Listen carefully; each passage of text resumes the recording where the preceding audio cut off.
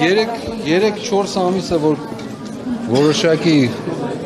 կազմակերպչական գործի մեջ ենք Հայաստանի ողջ տարածքով, մի մաս չէ, 90%-ը դրա չի երևացել, հենց մեր ռազմավարությունը եղել է, որպեսզի որևէ կերպով չարտահայտվի դա մեր քաղաքականությունն է եղել և սկզբունքը, մի մասն էլ որոշ իմաստով աչքի համար տեսանելի երևացել է, մենք հյուսիսից հարավ, այսպես ասեմ, Երևանի վարչական շրջաններով բոլոր ահռելի մեծ աշխատանքներ են կատարել կազմակերպչական, մարդկանց պատրաստելով փողոցային պայքարի, քաղաքացիական անհնազանդության պայքարի եւ ես համոզված եմ առավել քան համոզված եմ, որ մեր վերջին վերջակետը այս անգամ մենք դնելու ենք։ Իսկ ժամկետներ կան մոտավոր։ Ճիշտ դրա մասին էի ասում, որ այսօր վաղը որոշում կայացնելու առջև ենք մեր կանգնած, հաշվի առնելով 1-2 շատ փոքրիկ հանգամանքներ,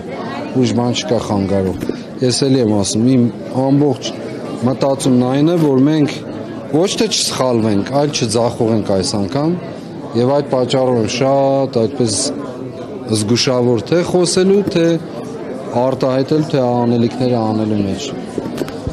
Մենք հասել ենք այդ հանգրվանին, ես կարծում եմ, որ գնահատելով հասել ենք հանգրվանին, այս դահլիճում էլ մարդիկ կային նստած բավականին թվով,